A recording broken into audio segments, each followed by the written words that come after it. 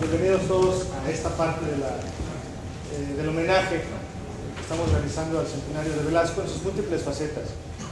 Ya intervino una primera que tiene que ver con esta reflexión vía la pantalla documental, la pantalla fílmica, con aspectos que incluso cerrarán esta jornada, que tiene que ver con la evolución de estos paisajes de Velasco y sus transformaciones en esta idea del paisaje.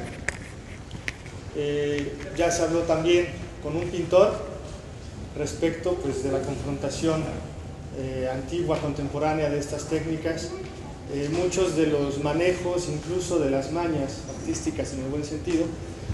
Y esta media hora, en esta primera parte de esta sesión, estará encargada de darles un poco de ambiente, no tanto de Velasco, sino de los trasfondos literarios y por ende evidentemente culturales, de los cuales abreva Velasco para llegar a esta idea de paisaje, porque el paisaje evidentemente no es una situación que se haya manejado de manera permanente o formal en su acepción del siglo XIX en todo ese tiempo.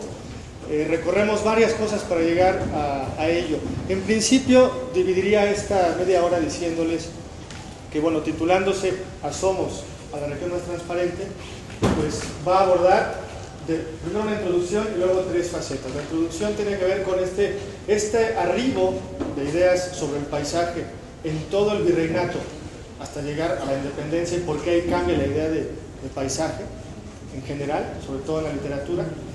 Y después tres momentos trascendentales que tienen que ver con nuestro pensador universal, Alfonso Reyes, llegando con él a Carlos Fuentes.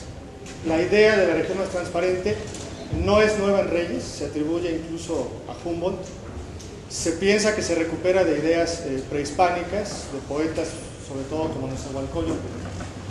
Y en Reyes cobra una forma ya clara, no en 1915, como mucha gente de repente lo cita, Bisón Anagua, a veces nos comentan, se publica en el 17, bueno, la primera publicación es en el 15, desde Madrid, donde Reyes literalmente pone como epígrafe de su libro, que voy a resumir ahorita también, viajero, has llegado a la región más transparente del aire, que es una suerte de obsequio a Europa de una idea mexicana, que había ya puesto en una conferencia monumental y larguísima 6 años antes. En 1909, el jovencito Alfonso Reyes, perteneciente a esta pléyade del Ateneo de la Juventud, después Ateneo de México, ellos se reunían generalmente cada mes a dar conferencias en la Escuela Nacional Preparatoria, aquí, a unas cuadras. Y la conferencia que regala Reyes ese día tiene 52 páginas aproximadamente, es decir, debió haber sido una sesión larguísima, un tanto pesada, hasta los propios ateneístas pudieron haberse quejado, ya hay menciones en algunos diarios al respecto, pero era necesario. Reyes escribe un texto fundamental para los que se interesen por el tema del paisaje en México en el 19. Es un tema que, como muchos otros, no surge de la propia pintura, es una preocupación literaria que reasumen y recogen los pintores, sobre todo Velasco. Vamos a ir viendo esas fases. La conferencia que en 1909 escribe Reyes se llama El paisaje en la poesía mexicana del siglo XIX, y va a reflexionar justamente esta idea. Cuando nosotros llegamos a Velasco, estoy señalando evidentemente la cañada de Metlac sin que tenga tanta relación con otras obras que van a ver en las siguientes mamparas, sobre todo las vistas del Valle de México. Aquí lo que está en juego es el Valle de México y es esta visión, que ya también lo mencionó Ricardo, de manejo de juegos de luces, sobre todo de luces. Me decía Ricardo en una plática por aquí hace unos días que justamente como si tuviéramos los escenarios modernos ahora, poniendo la escenografía, las lámparas, así juegan, pero esa es una idea literaria que se viene arrastrando. Entonces, Reyes en esa conferencia va a recorrer esta idea del paisaje. Y lo primero que nos va a decir es que proviene de un rejuego entre las ideas científicas y las ideas naturalistas. Y de esto vamos también a agarrarnos mucho, porque de esta idea al problema ecológico tomado por la literatura en el siglo XX, media un paso larguísimo, pero es un paso, es un solo paso. Y tiene que ver con esta intromisión. Una de las obras que más se maneja para este tema, evidentemente, es la Cañada de Flac. Cuando uno de repente dice, bueno, está la imponente naturaleza, está el verdor, están las luces puestas en lo blanco y en lo verde, pero esa intromisión de la locomotora puede tener 2 o 3 mensajes.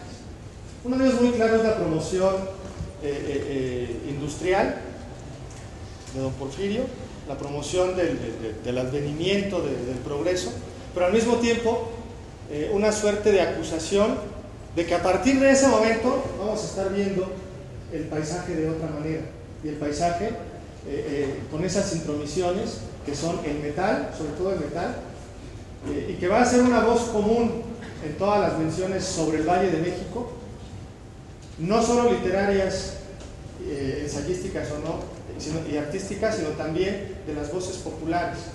Aunque sorprenda un poco, podríamos cerrar esta sesión de media hora con una canción del famoso, aunque un poco clandestino, trovador del rock, Rodrigo González. Tiene mucho que ver con esto, porque es un México que no va a cambiar a partir de esa intromisión, y una acusación muy seria. Alfonso Reyes está, cuando escribe ese discurso, está ya preocupado un tanto por las 3 facetas que manifiesta su texto clave, La visión de Anáhuac, de 1915.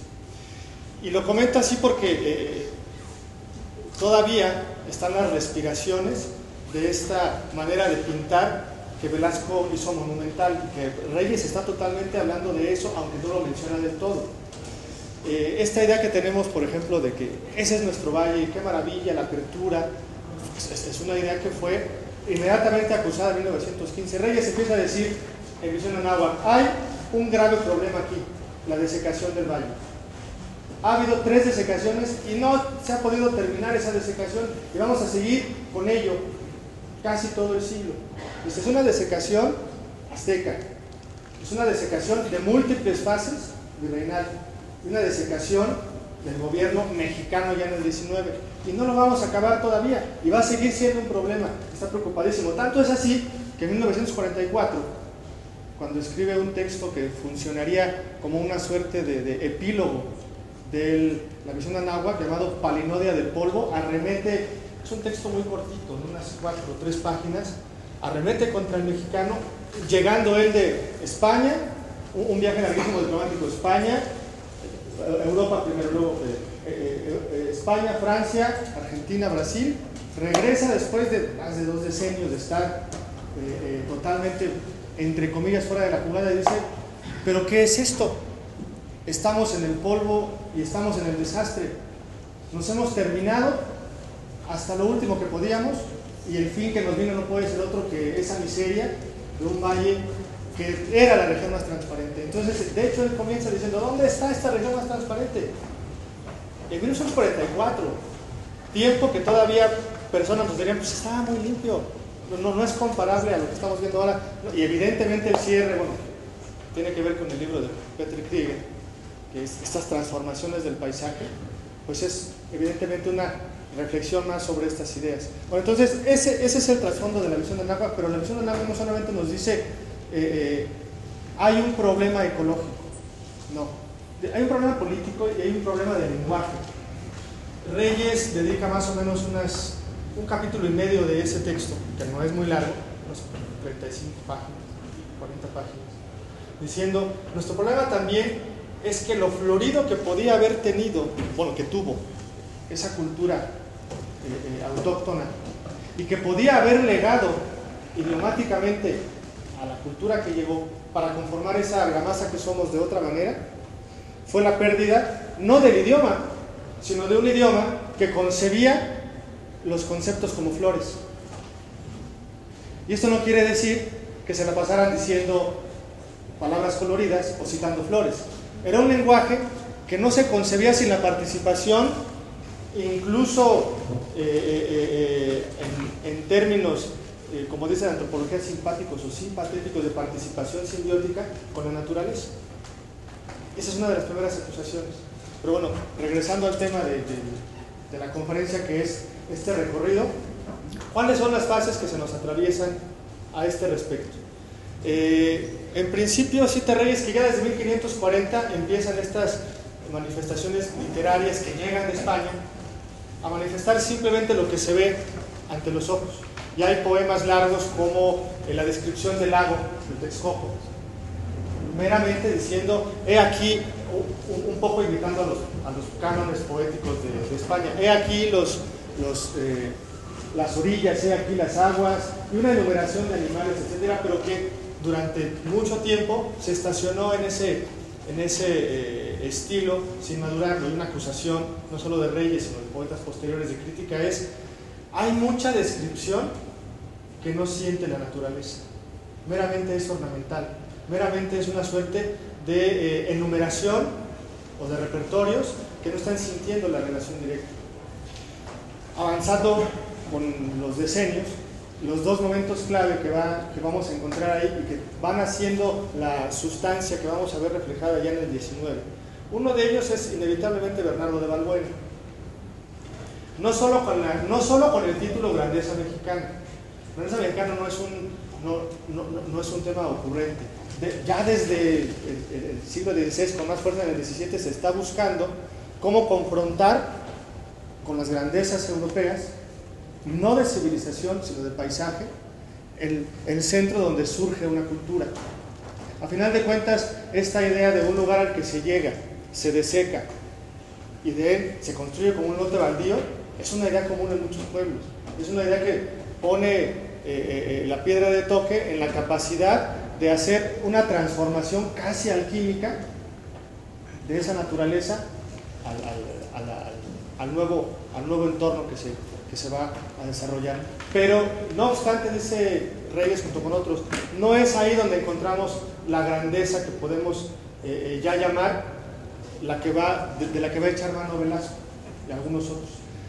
Esa va a comenzar más bien unos años antes con un guatemalteco que llega a México, se afinca aquí, y en latín comienza una serie de largas tiradas de versos llamadas Rusticatio Mexicano, donde el propósito ya meramente sí es ahí hablar de la grandeza del campo confrontada con la grandeza que ya estaba teniendo, y ya tenía mucho tiempo atrás, la ciudad novohispana. La Rusticatio en ese sentido se manifiesta como este recuento también de elementos participativos, en donde también lo divino sigue jugando un plano esencial.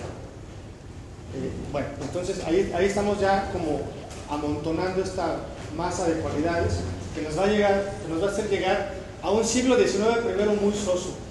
Cuando nosotros entramos a las ideas de paisaje en el XIX, al arrancar hay una pobreza tan grande como hay en la pobreza de la poética en general. Hay una poética que arranca con grupos más bien de carácter patriótico, como la Arcadia de México o Arcadia Mexicana, en donde una de las acusaciones más fuertes es: estos hombres están llenando los primeros periódicos, el Diario de México, de meros versos rimados, pastoriles, y que a ellos mismos se les ocurre llamarse pastores, recordando una poética muy arcaica tanto en Grecia como en Roma, donde el poeta por excelencia es el pastor del campo, poesía pastoril.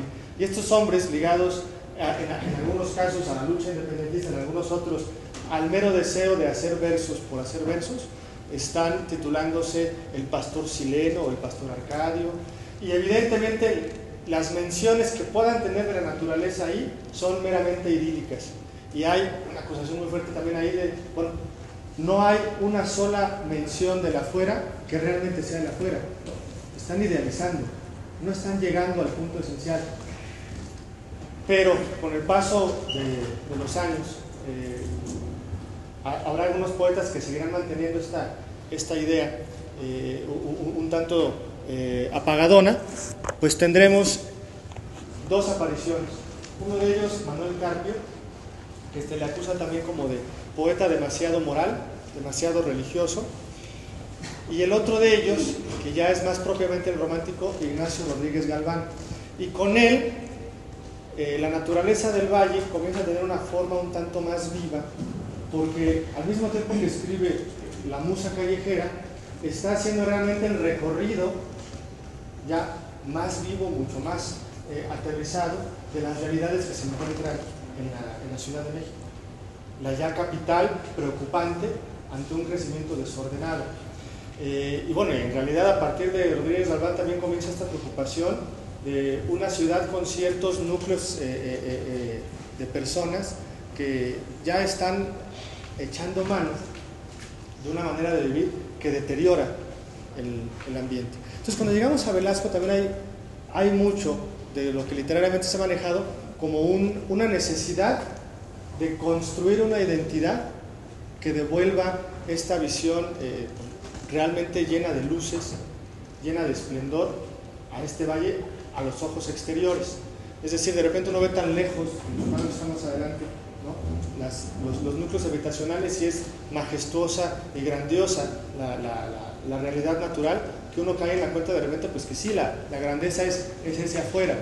Pero muchos de los versos de Rodríguez Galván dejan ver una realidad que ya muy pronto, al comenzar el cine, ¿no? serán señalados, y evidentemente muchos de esos pasajes serán criticados un poco más adelante, y será la punta de lanza de lo que Carlos Fuentes va a retomar. Es decir, cuando el Anáhuac de Reyes llega al Anáhuac de Fuentes, ya hay una necesidad vital de decir, esto ya es un desastre. Hay no solamente una vida natural destrozada y desatendida, sino una vida social, consecuentemente con el mismo peso. Pero Reyes nos dice también que en ese abrir del siglo XIX, un poeta de estos que había dicho, son muy dados a hablar en versificaciones muy abaratadas, son poetas que se sienten pastores, nos dice, no, hay uno de ellos, el fraile Manuel de Navarrete, que ya abre el primer capítulo de lo que podemos empezar a llamar estos asomos a un valle de México, con los rasgos que encontramos en estas obras pictóricas. Dice entonces, para de una vez usar palabras de Fray Manuel de Navarrete, una luz resplandeciente que hace brillar la cara de los cielos.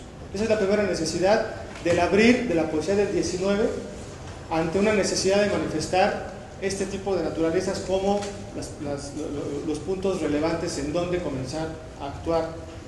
También nos dice, bueno, ya el barón de Humboldt, el grande viajero que ha sancionado con su nombre el orgullo de Nueva España, hombre clásico y universal como los que criaba el Renacimiento, y que conservó hasta en su siglo la antigua manera de aprender la sabiduría viajando y de escribir tan solo sobre recuerdos y meditaciones de la propia vida, señalaba en su ensayo político la grande reverberación de los rayos solares producida por nuestra enorme masa de cordilleras y la alta planicie de la mesa central donde se clarifica el aire, planicie que es en extensión y en altura la mayor del mundo.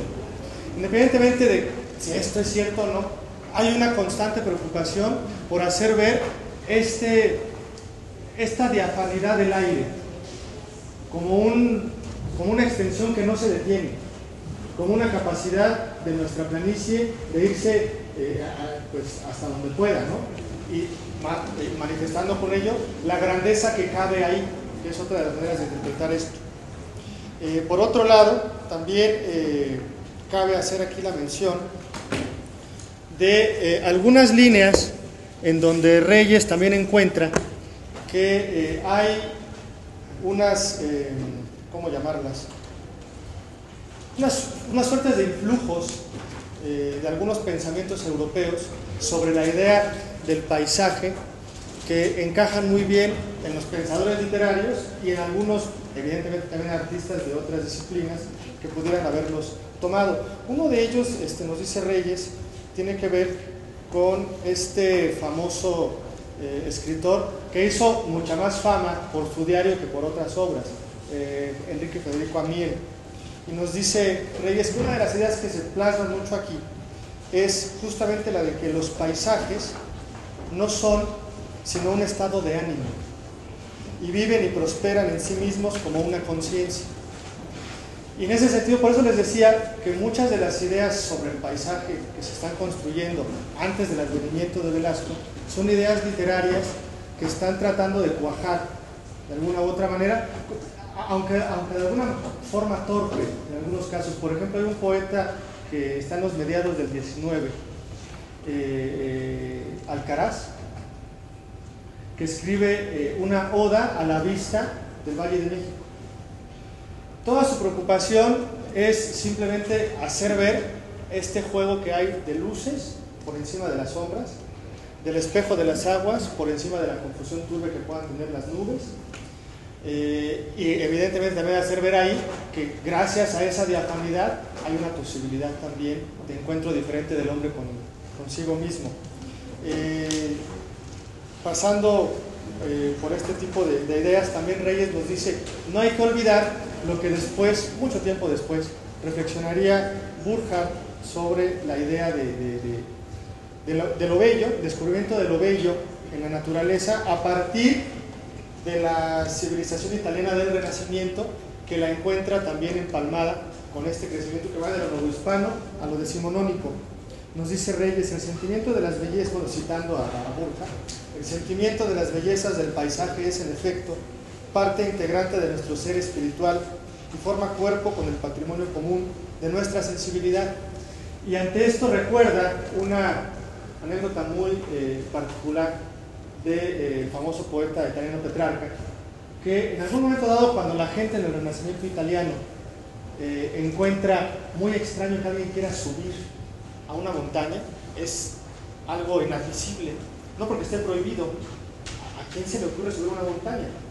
Eso es de un loco, y si se le puede a alguien permitir, pues será a una suerte de ermitaño, ¿no? Como San Francisco, que se vaya a la montaña. Era una suerte de locura incluso señalada, muy señalada. Bueno, Petrarca decide subir sin importar la opinión pública, pero llega a las alturas, y aquí la crítica que se hace es, llega a las alturas y no encuentra lo que pensaríamos que el gran poeta italiano encontraría para producir una obra monumental de lo que no se había hecho antes que él. No, simplemente es una actitud como diciéndose, ¿y para qué estoy aquí? Solo alcanzo a ver las creaciones humanas, es un tanto extraño que yo esté aquí, porque la educación, digamos, visual en ese momento no está, y tampoco la reflexiva literaria, como para producir algo que después se podría hacer con otra visión sobre la naturaleza y por ende de la creación de un paisaje distinto. Aquí mismo, si ustedes bajan, bueno, aquí sería al revés, suben a las obras virreinales, en la sala 12, ahorita hay un paisaje barroco, la 11, ahorita hay uno, generalmente hay dos, y están, digamos, como ciertos remates antes de llegar al remate final, pre-remates, y uno cuando ve esas obras, paisajes, de repente uno está más tentado a pensar, estoy apreciando un paisaje idílico, e incluso más que idílico, así por una añoranza, pareciera una suerte de reproducción de ideas religiosas de una suerte de paraíso, aunque uno ve caminando ahí el mayoral con su mula, los comerciantes, pero uno ve unos paisajes que de repente están fuera de ese foco, ¿no?, que veríamos con este tipo de realizaciones que ya echaron mano, como les decía, de otra forma de apreciar ese entorno, y que no deja de tener una necesidad de manifestar que así quiere que se observe el paisaje, ¿no?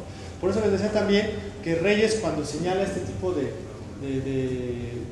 visión de óptica, está también preocupado por la manera en que se va a ver en los siguientes 10, 20, 30 años, y sobre todo en su ausencia, que al regresar cobra fuerza con este reclamo de la palinodia del polvo. Y que no es el único, digo, no va a faltar mucho para que Carlos Fuentes haga su rejuego de una suerte de alquimia social que ha encontrado, pues, una suerte de lote baldío, pero ya lleno de basura. Es un poco la acusación, y es una basura que también encuentra relación simbiótica.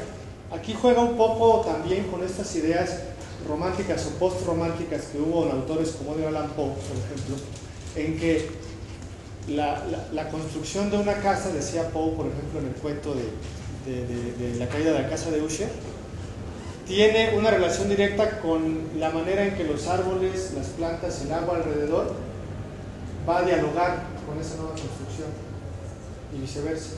Entonces aquí también Fuentes está preocupado por ello. Y aunque no es, 2 o 3 veces es claro en la novela, pero manifiesta una constante suerte de reflexión de que por eso el título de la novela, hay una respuesta social equivalente a la consecuencia ambiental que se creó en ese valle desecado. Es decir, no es extraño que Fuentes esté tomando el título de la novela del epígrafe de Reyes del párrafo de la conferencia que pronuncia en el Ateneo en 1909. Porque a partir de ese momento ya las siguientes menciones, con esto ya voy a ir cerrando, ya las siguientes menciones del México, de la capital, pues no van a ser nada halagüeñas. Una cosa es encontrar poemas al estilo de la Sove Patria, que es de la patria en general, y es una continuidad idílica de esta idea de construir el paisaje con esos fines de producción, no solamente escénica, sino de fondo conceptual. Uno lee la Sove Patria y las pocas menciones que hay del paisaje poco natural y mucho de las calles y de la vestimenta, uno estaría más cómodo encontrando escuchando ese poema viendo un cuadro de Velasco que escuchándolo viendo otro tipo de obras de la época posterior en que se hace la obra. Hay un desencuadre muy claro. 2 ejemplos serían, bueno, uno muy claro poco después, Efraín Huerta. El poema de la ciudad que el poeta Efraín Huerta escribe, porque prácticamente no hay poetas que se avienten poemas de la ciudad como la Sove Patria, pues ni más ni menos se llama Declaración de Odio. Es un poema que le declara el odio rotundo a la ciudad. Es un poema que está diciéndole por tu manera de haber crecido, por tu manera de contener este tipo de argamasa tan desordenada y además tan contaminada en el plano emocional, moral, físico, es que te declaro el odio, por la manera en que la gente falsea sobre ti, por la manera en que la gente te imagina de un modo que no lo eres, te declaro mi odio. Es un poema larguísimo de Efraín Huerta. Y esto va a continuar, es decir, va a haber una suerte también de apropiamiento de la idea de la ciudad por la lírica con esas consecuencias. Y que por ello es claro que cuando llegamos a voces de los 80s van a seguir señalando esta capacidad desordenada de haber crecido de la ciudad, de haber contenido una mole pues tan informe, y que el mismo aire, que era más transparente, se haya vuelto de esa manera. Yo les recordaba hace un momento que les decía que iba a cerrar con esto. Este famoso trovador del rock, Rodrigo González, tiene un monumento a esta idea, que en una estrofa es clarísima, se llama la canción Vieja Ciudad de Hierro. Y en una de las estrofas dice, empieza diciendo, ¿qué harás con la violencia? Pero luego dice, con tu aire que ya no se puede respirar, un poco esa es la idea, ¿no? ¿Qué harás con esa violencia que se ha generado en ti? Con ese fragor del aire que ahora es otro, que es un fragor de la velocidad descontrolada, ¿no? Y entonces, pues durante más de un siglo, esta idea, que se quedó en idea, pues fue conteniendo ese advenimiento del hierro que pues terminó dándole atrás. Y un poco estos asomos constituían esta idea, les decía yo, literaria, porque poco después de la muerte de Reyes viene un género reflexivo, literario, ensayístico a situarse sobre todo en Estados Unidos y que van a terminar llamando inevitablemente ecocrítica o ecopoética, es decir, estas necesidades de volver a voltear a ver la naturaleza como un campo de juego donde el poeta no escribe sobre ello, sino escribe porque participa de ello, porque es parte de ello, lo cual va a ser acusado por muchas plumas en muchas latitudes, ¿no? Hay ecocrítica que se hace sobre Shakespeare en lengua inglesa, sobre Cervantes en lengua española, sobre literatura asiática, en fin, en todo el mundo. Y aquí diríamos que la pluma que adquiere esas proporciones en principio con la conciencia de hablar de estos Alfonso Reyes, pero gracias a estas visiones sobre el Anáhuac que siente que abrevaron de estas nociones de sentir que así tenía que pensarse el paisaje, pero que de pronto nunca acusaron a lo que se iba a llegar. Que eso es un poco como la síntesis que podemos encontrar en Reyes. No solamente en la Palinodia del Polvo. Si les interesa también el tema, hay un texto fundamental de Reyes, y ahora sí con eso termino, en que por encargo gubernamental de la Secretaría de Educación Pública le dicen: señor, escríbase usted un texto que todas las juventudes lean, los niños y los jóvenes, y lo sientan como un compromiso moral y cívico. Ah, perfecto, escribe la cartilla moral. Y en esa cartilla moral, la lección 11ª justamente se llama El hombre y la naturaleza, desde una visión literaria.